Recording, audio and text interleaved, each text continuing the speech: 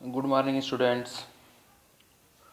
आज हम पढ़ेंगे कमर्शियल बैंक कैसे मनी क्रिएशन करते हैं। अभी लास्ट क्लास में हमने सेंट्रल बैंक के बारे में पढ़ा, मनी सप्लाई के बारे में पढ़ा। अब हम देखेंगे कमर्शियल बैंक मनी क्रिएशन का प्रोसेस कैसे कंप्लीट करते हैं। आइए स्टार्ट करते हैं।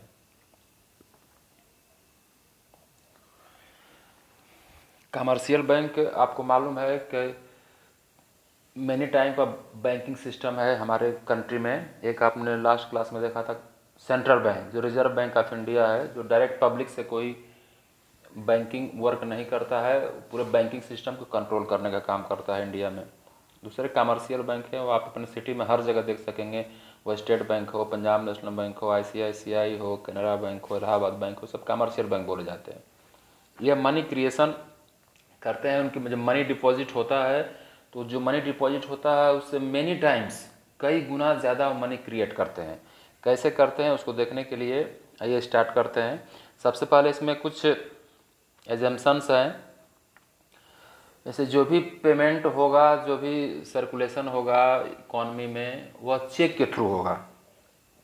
जब बैंक किसी को लोन देगा तो वो चेक के थ्रू देगा। उसको बैंक में ट्रांसफ़र होगा, वह बैंक अकाउंट में ट्रांसफ़र होगा, वो विथड्रॉ करेगा तो चेक के थ्रू विथड्रॉ करेगा। यह एक एजम्पशन है जो इस मनी क्रिएशन को समझने के लिए ज़रूरी है कि जो भी बैंक अकाउंट होल्डर है वह जो भी ट्रांजैक्शन करेगा वो चेक के थ्रू करेगा। अभी जो हम कमर्शियल बैंक में डिपॉजिट करते हैं वह पूरे डिपॉजिट्स को कोई भी कमर्शियल बैंक लोन देने के लिए यूज नहीं कर सकता। इंडिया में जो सेंट्रल बैंक है, रिजर्व बैंक ऑफ इंडिया, वह एक रेशियो फिक्स करता है, उसको लीगल रिजर्व रेशियो बोलते हैं। उस रेशियो में डिपॉजिट जो सभी बैंकों में जितना भी मनी डिपॉजिट होता है उसमें से रिजर्व बैंक ऑफ इंडिया द्वारा फिक्स किया गया लीगल रिजर्व रेशियो LRR, उतना मनी हमेशा बैंक को अपने पास रखना होता है। से 100, सपोज एग्जाम्पल के लिए मानिए 100 रुपये किसी बैंक में डिपॉजिट हुए, RBI ने LRR 20% फिक्स किया है, तो 20% 100 रुपये डिपॉजिट हुए किसी बैंक अकाउंट में और RBI ने फिक्स किया है कि जो LRR है उतना आपको बैंक को अपने पास रिजर्व रखना होगा।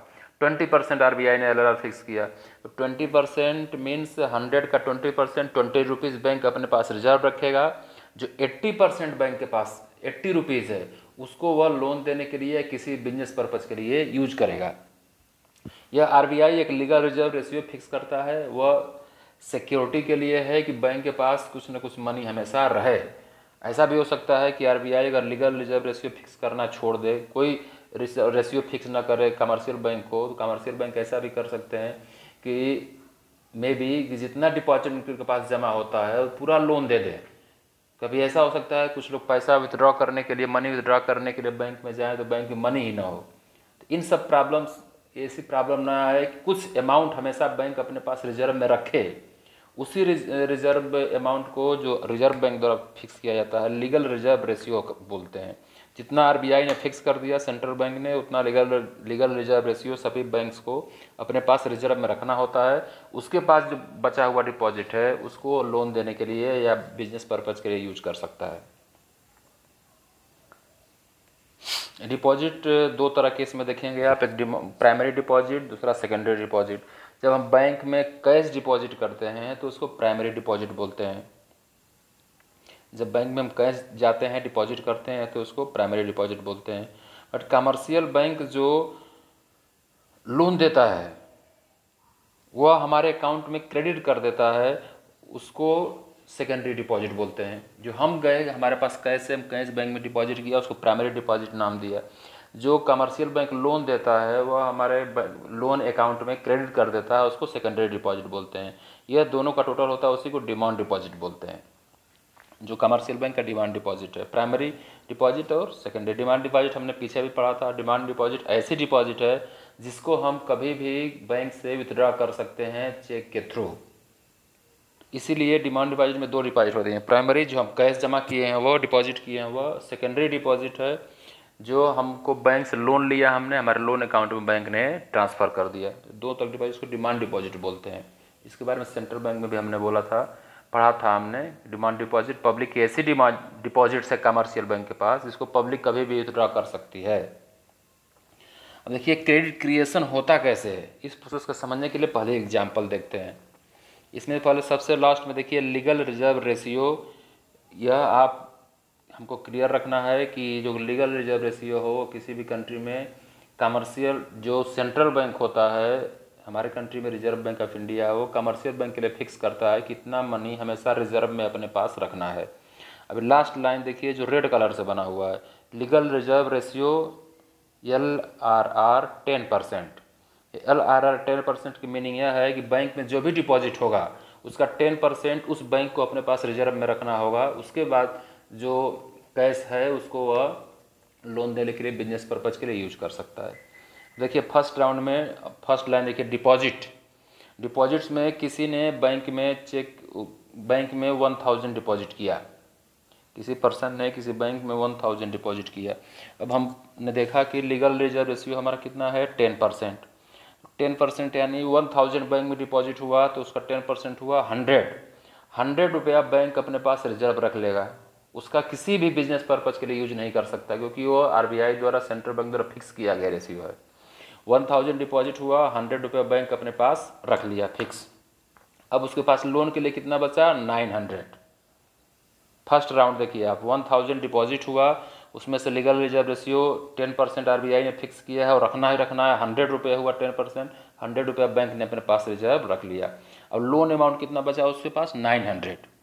अब बैंक वो उस 900 का बिजनेस पर्पज़ के लिए, लोन पर्पज़ के लिए यूज कर सकता है। सपोज दैट बैंक ने पूरा 900 लोन दे दिया। हमने यह देखा था कि जो भी सर्कुलेशन होगा, एजम्पशन हमारा था मनी क्रिएशन में, वो चेक के थ्रू होगा। चेक के थ्रू होगा तो वह लोन किसी को दे दिया।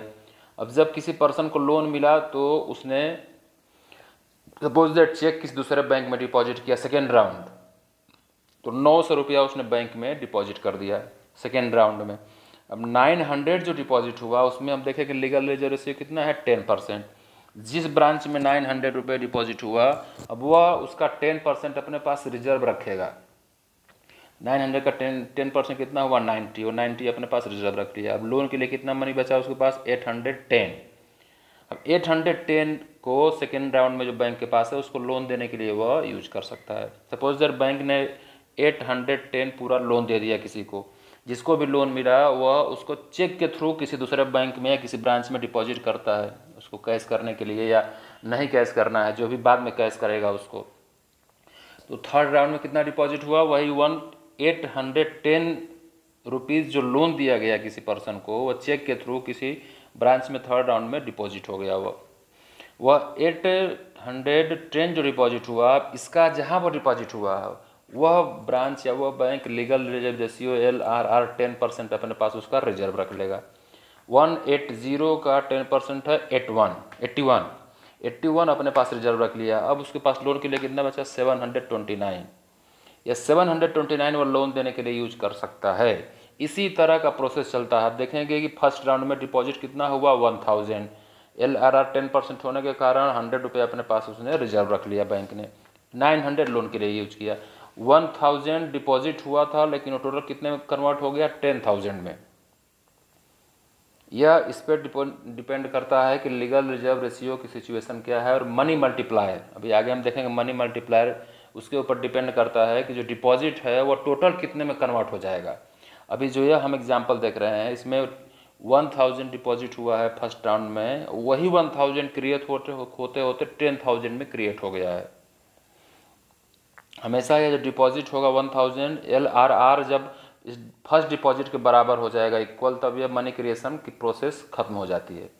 जब ये फर्स्ट राउंड में 1000 जो डिपॉजिट हुआ है, जब लीगल रिजर्व रेशियो का टोटल 1000 हो जाएगा, फर्स्ट राउंड में 1000 डिपॉजिट हुआ, लीगल रिजर्व रेशियो का चेंज होते होते जब टोटल 1000 हो जाएगा तब ये मनी क्रिएशन खत्म हो जाता है।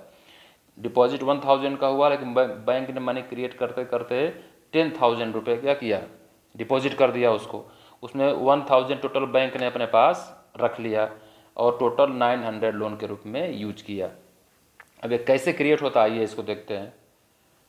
यह पूरा प्रोसेस है कैसे यह क्रिएट होता है, जो अभी एग्जांपल देखा हमने उसी का है।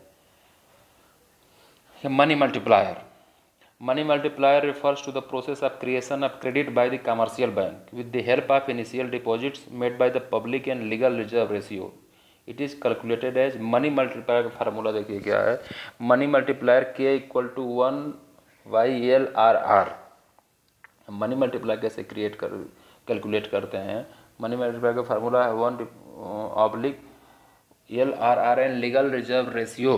1 को डिवाइड करेंगे लीगल रिजर्व रेशियो से, मनी मल्टीप्लायर हमको मिलेगा। टोटल डिपॉजिट का फार्मूला देखिए, total deposit equal to initial deposit into money multiplier. अभी हम देखिए दो फार्मूला हमको मिल गए फार्मूले, money multiplier equal to 1/LRR, total deposit equal to initial deposit into money multiplier. अब पहले मनी मल्टीप्लायर क्रिएट कर देखते हैं हम। Money multiplier equal to 1/LRR। इसमें मनी मल्टीप्लायर देखिए यहाँ पर मनी मल्टीप्लायर हम यहाँ कैलकुलेट करेंगे 1/LRR। यहाँ पर LRR कितना है 10%, LRR 10% है। Money multiplier equal to 1/10%, 1/10 percentage है। तो परसेंटेज का साइन यहाँ से जब हम हटाएंगे तो 100 से डिवाइड करते हैं तो 100 कहाँ से आएगा ऊपर, तो हमको कितनी वैल्यू मिल जाएगी 10।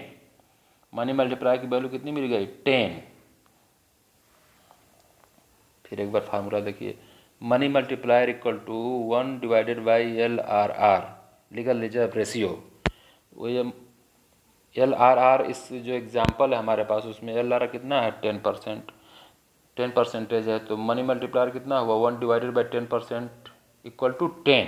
मनी मल्टीप्लायर कितना हो गया 10 हो गया हमारा। अब मनी मल्टीप्लायर 10 हो गया, टोटल डिपॉजिट कितना होगा इसको देखने के लिए क्या करते हैं हम, initial deposit first deposit first round में कितना हुआ था बैंक में और मनी मल्टीप्लायर कितना है, इन दोनों का मल्टीप्लिकेशन करने पर हमको टोटल डिपॉजिट मिलता है। देखिए टोटल अभी हमको मनी मल्टीप्लायर की वैल्यू क्या मिली थी 10। Total deposit equal to initial deposit into money multiplier.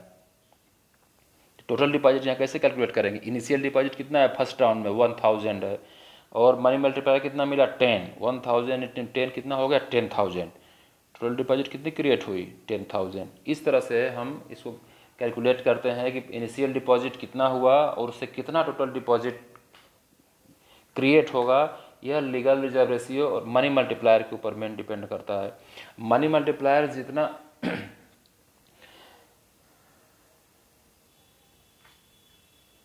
इस फार्मूले के थ्रू आप एक बार इसको फिर समझ सकते हैं कि कैसे यह क्रिएशन हुआ है। अब LRR के हम देख सकते हैं, LRR जितना ज़्यादा है उतना हाई मनी क्रिएशन क्या होगा कम होगा। अपोजिट रिलेशन है, इनवर्स रिलेशन है दोनों में, आप देख सकते हैं इसको। LRR 10% है फर्स्ट राउंड देखिए 1000 है, LRR 10% है, 100 रुपये बैंक ने रिजर्व रख लिया, 900 रुपये उसके पास है लोन देने के लिए, तो ज़्यादा क्रिएट करेगा मनी। अभी यही सेम एग्जाम्पल है, फर्स्ट राउंड में 1000 डिपॉजिट हुआ, LRR RBI ने कितना कर दिया 20%। अगर RBI ने LRR 20% कर दिया तो बैंक को कितना अपने पास रिजर्व रखना होगा 20%, यानी 200 रुपीज़। डिपॉजिट 1000 है, LRR 20% है, तो बैंक को अपने पास रिजर्व कितना रखना होगा 200। तो उसके पास कितना लोन के लिए बचा 800। उसके पास जब लोन के लिए मनी ही कम बच रही है तो क्रिएशन भी क्या करेगा मनी का वो कम करेगा। LRR और मनी क्रिएशन में क्या है अपोजिट रिलेशन है। LRR जैसे जैसे इंक्रीज होगा वैसे वैसे मनी क्रिएशन कम होगा, LRR जैसे जैसे डिक्रीज होगा वैसे वैसे मनी क्रिएशन क्या होगा इंक्रीज होगा। दोनों में अपोजिट रिलेशन है, क्योंकि जो LRR है बैंक को अपने पास रिजर्व रखना है, वो मनी क्रिएशन के लिए यूज नहीं कर सकता और लोन देने के लिए यूज नहीं कर सकता। देखिए एग्जाम्पल इसमें है, calculate the total deposit created if initial deposit is of ₹100 crore and LRR is 12.5। इसमें LRR की वैल्यू दी हुई है, इनिशियल डिपॉजिट दिया है, टोटल डिपॉजिट कैलकुलेट करना है। तो पहले हम क्या करेंगे, टोटल डिपॉजिट का फार्मूला आपको मालूम है कि initial deposit into money multiplier होता है। मनी मल्टीप्लायर पहले कैलकुलेट करेंगे, money multiplier equal to 1/LRR। यह मनी मल्टीप्लायर की वैल्यू कितनी आ गई 8। इनिशियल डिपॉजिट कितनी है 1000। Total deposit equal to initial deposit into money multiplier. हम 1000 पहले इनिशियल डिपॉजिट हुआ, LRR 12.5 है, तो टोटल डिपॉजिट कितनी हो गई 8000। अभी सेम एग्जाम्पल हमने देखा था यार, अब यहाँ देखिए इनिशियल डिपॉजिट 1000 है, LRR 10% है, 10% होने का टोटल डिपॉजिट कितनी हो गई 10,000 हो गई, 1000 10,000 में कन्वर्ट हो गया 10% होने के कारण। बट यहाँ पर सेम है 1000 करोड़ है, बट LRR क्या है ज़्यादा है। LRR जैसे जैसे ज़्यादा होगा टोटल डिपॉजिट क्या होगा क्रिएशन कम होगा। इसमें देखिए 8000 ही क्रिएट हो पाया। तो यह दोनों में क्या है डिफरेंस है। ये होमवर्क के क्वेश्चंस हैं जिसको आपको सॉल्व करने हैं।